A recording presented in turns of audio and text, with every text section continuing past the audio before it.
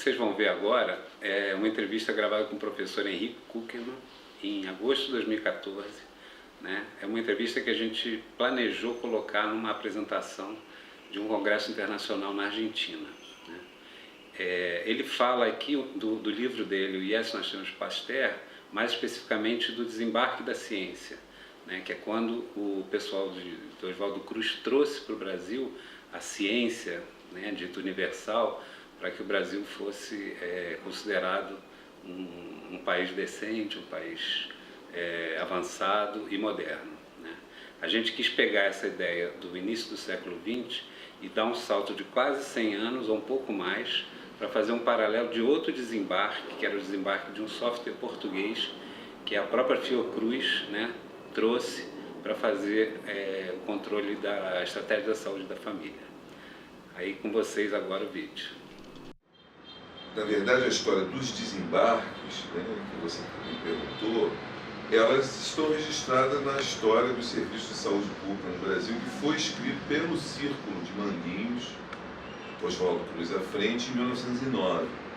Eram 2 volumes, o segundo volume vinha toda a legislação já produzida no Brasil para a saúde pública, e o primeiro volume era um volume assim, em que eles contavam a história da saúde pública no Brasil. E nessa história o que eles escrevem é basicamente isso. Quando Oswaldo Cruz chegou à direção da Diretoria-Geral de Saúde Pública, em 1903, o Brasil era tido como o túmulo da raça branca, por causa da febre amarela. Então, era assim, um lugar onde era impossível haver vida civilizada, por conta dos trópicos, por conta das doenças tropicais. Então o Brasil seria intrinsecamente insalubre, seria constituinte, estruturante da nossa realidade natural a insalubridade. O primeiro desembarque dos europeus no Brasil, que é a descoberta do Brasil com Pedro Álvares Cabral, se você for ler lá as cartas do Pero Vaz de Caminha e mais adiante dos jesuítas, o que você vai ver? Você vai ver que era uma terra extremamente salubre, fértil. O índio brasileiro era extremamente saudável, aliás, impressionava a cor da pele, aquele aspecto saudável dos índios, comiam dos frutos das árvores, da terra. Era a descrição do paraíso. Não era possível que aquele paraíso tivesse se transformado em insalubre sem uma explicação mais convincente. E a explicação que eles dão é que veio o português, e o português tentou escravizar o índio, que não se deixou escravizar, então eles trouxeram o negro africano, e aí esse conluio de portugueses com negros africanos conspurcou essa salubridade original, paradisíaca. É ela que sujou, poluiu esse Brasil original, esse Brasil primeiro, esse Brasil primitivo. Então, o segundo desembarque é o desembarque da corte, né? Em 1808, Dom João VI veio fugido, trouxe a corte toda para o Brasil e então procurou instituir são as legislações de saúde pública, junta, trouxe os cargos de cirurgião-mor, de físico-mor do reino, procurou organizar a questão da saúde pública no Brasil, as legislações, as diversas tentativas de organizar institucionalmente a saúde pública no país. Foi tudo feito com muito boa fé, com muito boa intenção, com muita vontade de acertar, mas não conseguiram fazer muita coisa porque eles não tinham uma coisa fundamental, que era a ciência pasteuriana. E essa ciência pasteuriana era o que este Círculo de Manguinhos trouxe então para o Brasil.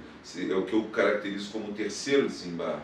É o desembarque da ciência pasteuriana, que veio ao Brasil através deles e que, portanto, era através desse desembarque que se podia, então, conceber a possibilidade de se retornar a essa salubridade original e dizer, olha, gente, o Brasil está saneado, é um país sem problemas, as doenças estão dominadas, graças ao instrumental científico que a gente trouxe da França, trouxe da Europa do norte temperado, França, Alemanha e Inglaterra, ao mesmo tempo um rompimento com a metrópole colonial de matriz ibérica, a responsável pela conspurcação desse paraíso original.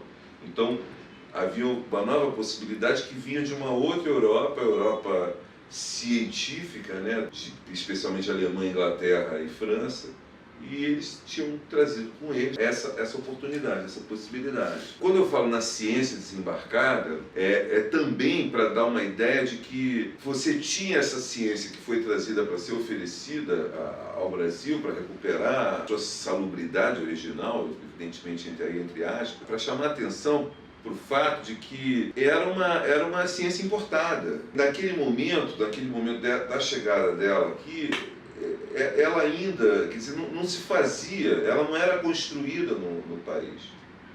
É como se você tivesse trazido ela desencaixotado e, bom, vamos começar a usar. E exatamente a proposição do Círculo de Manguinhos era que se produzisse ciência no Brasil. Então, o que eu tento mostrar, era uma ciência desembarcada, mas que tinha a pretensão de mais adiante tirar esse adjetivo desembarcada e virar ciência. Tão ciência como qualquer ciência europeia. Quer dizer, dentro daquela ideia de que a ciência é neutra e universal.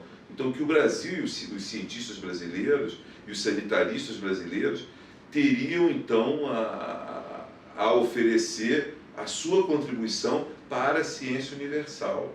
Mas naquele momento eles ainda eram, vamos dizer assim, guardiães de uma ciência que estava sendo desencaixotada no porto e sendo oferecida ao Brasil, à população brasileira.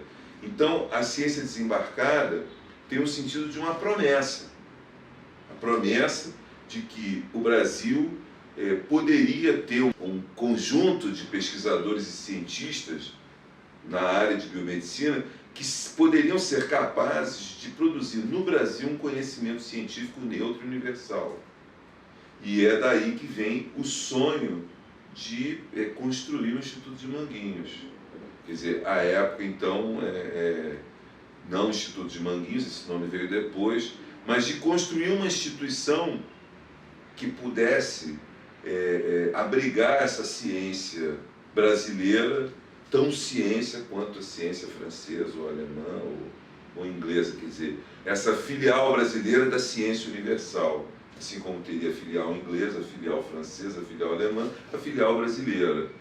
A ideia era tentar construir no Brasil uma instituição inspirada no modelo do Instituto Pasteur de Paris, que Oswaldo Cruz tinha conhecido. Ele tinha ficado lá de 1896 a 1899. Passou 3 anos em Paris.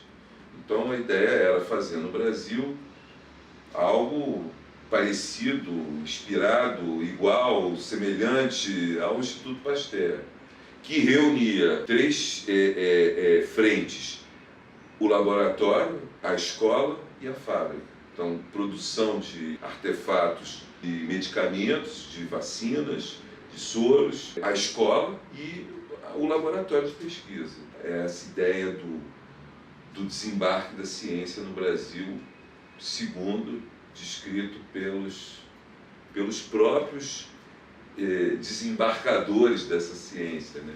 E essa questão da fundação do Instituto em relação a um conceito de centro e periferia nesse contexto aí? Qual era a visão do Oswaldo Cruz? Eu acho que um pouco eu acabei de falar, quer dizer, a visão é a seguinte: se a gente tiver um instituto aqui como o Instituto Pasteur, a gente deixa de ser periferia e passa a ser centro também.